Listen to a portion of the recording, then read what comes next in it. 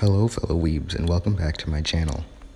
For today's video, I just wanted to discuss the giant race in One Piece and all they've done in the story so far and their future implications. The giant race was first introduced all the way back in Little Garden when we were first introduced to Dory and Brocky. They are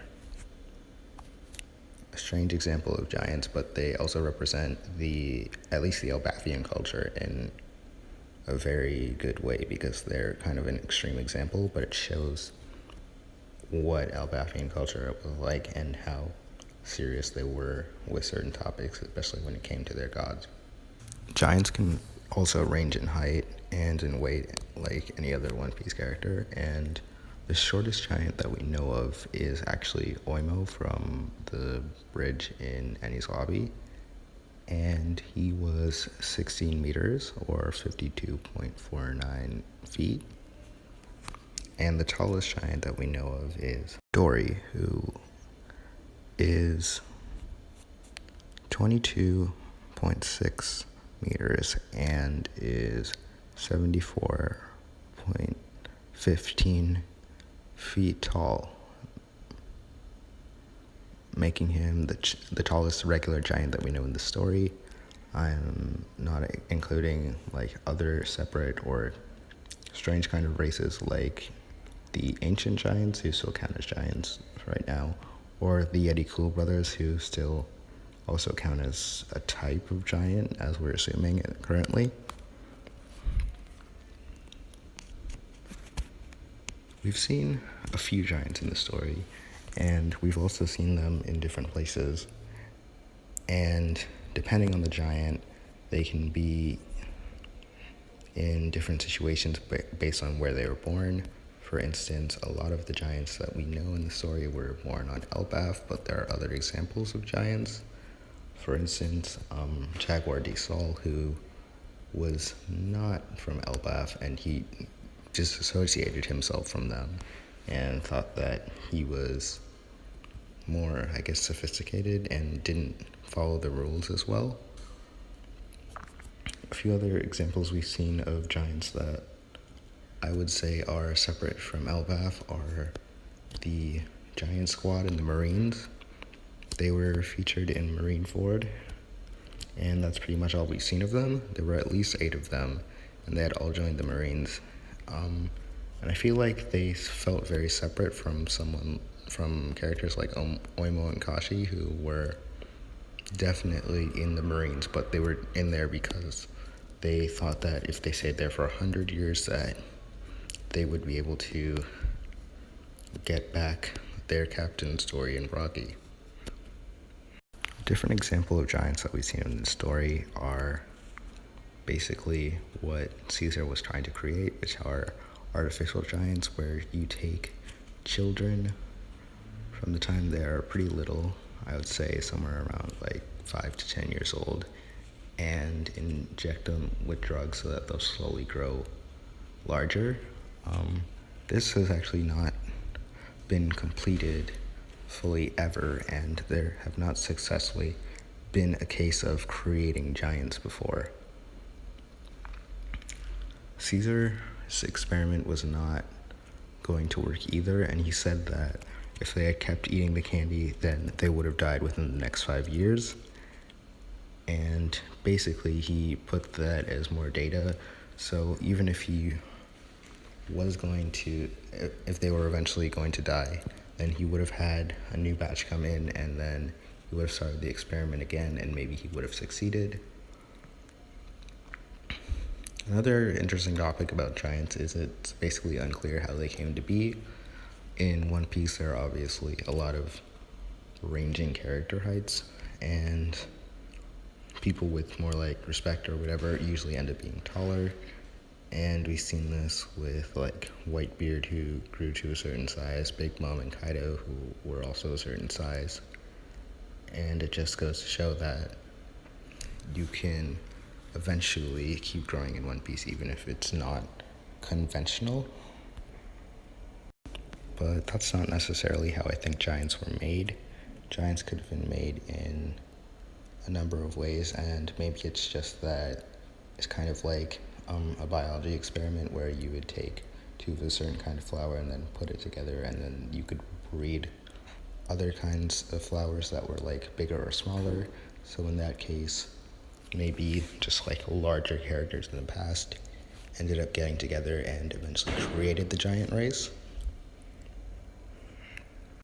Another theory that could be why giants were created actually goes the opposite way, and basically it's that the ancient giants, which were once gigantic, actually ended up doing the same thing with the breeding, but they ended up breeding with smaller mates and then ended up getting smaller and smaller as time went on until eventually they got descendants that were like Kaido, who was a lot smaller than your average ancient giant, but still like very large.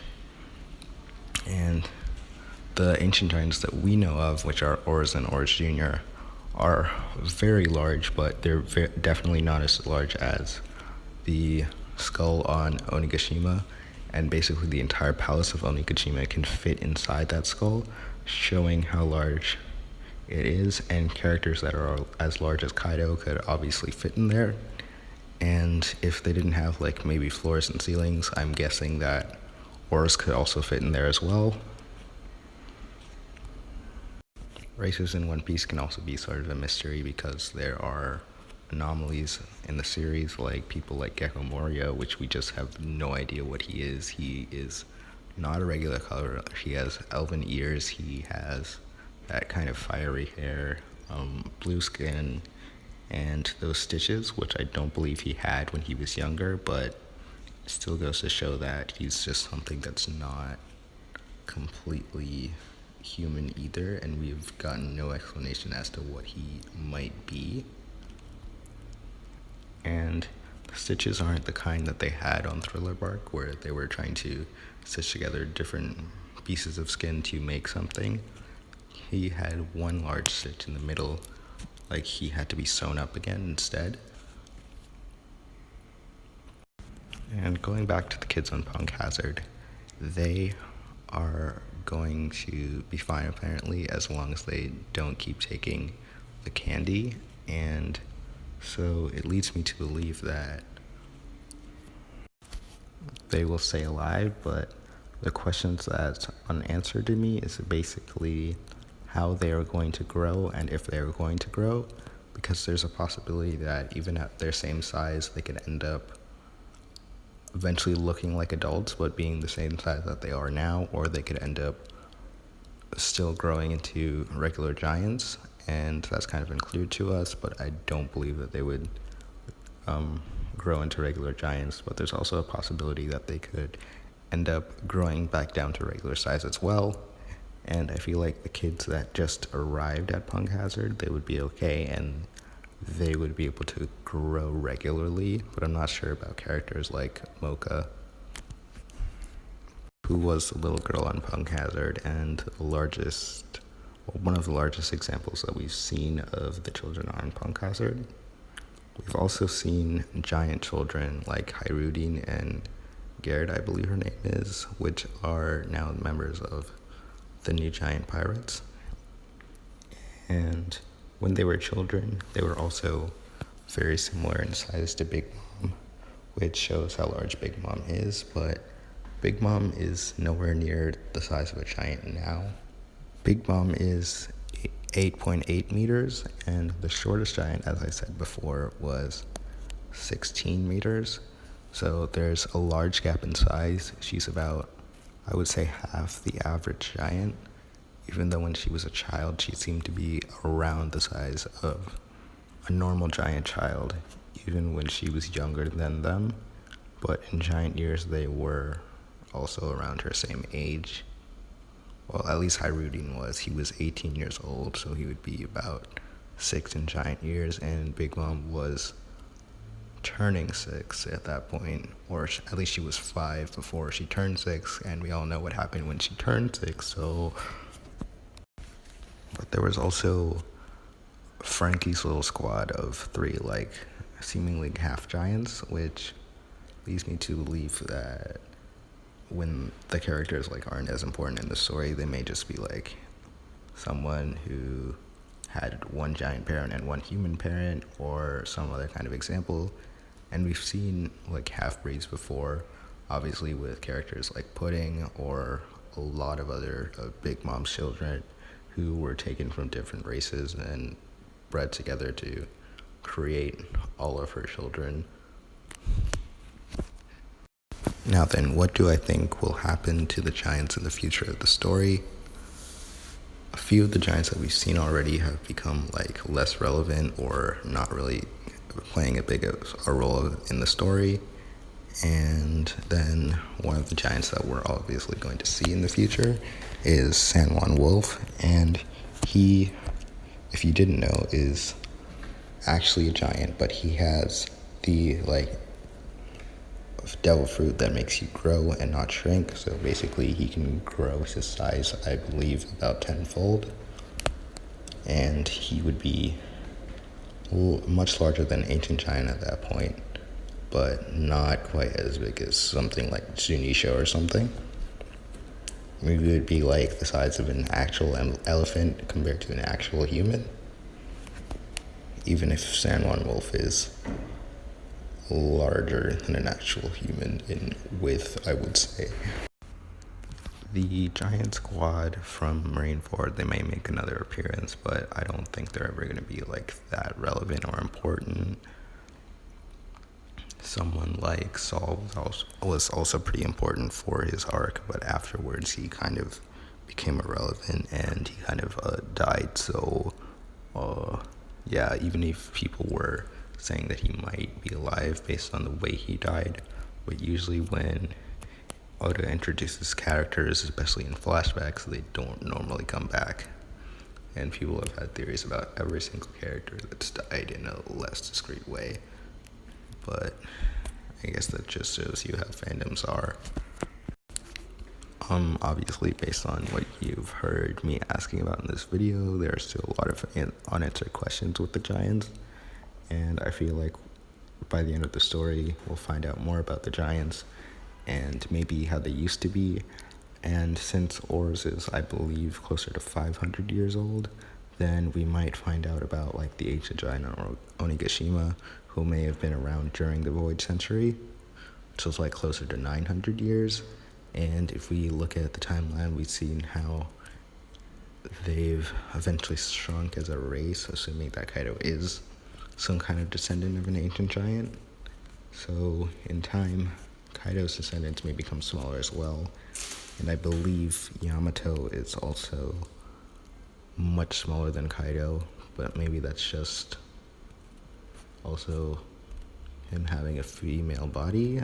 I feel like we'll also find out more about races in One Piece that might be not as clear cut, like the Yeti Cruel brothers, which are also a lot larger than your average human, and I'm pretty sure they're also like at least giant size or larger. And I'm pretty sure they weren't just regular giants or anything, but they were also some sort of experiment that I believe we heard Caesar bought at some point, or not purchased, but like at least used, or maybe he made them himself, which goes to show that some races in One Piece could actually be not made in conventional ways, manufactured. And we might find more about like the Long Arm tribe or the Long Leg tribe and how they were created, because they added like a whole extra limb for the Long Arm tribe, and that's definitely not conventional or normal in any way. And that's basically it for this video. I don't really think I have anything else to discuss. This is the 4th video on my channel, and I'm only getting like, 7 views for video so far. So please do, if you do see this, share it around, leave a like, subscribe, post notifications on, and I'll probably be talking in the comments if you want to discuss anything. And that's it, so bye.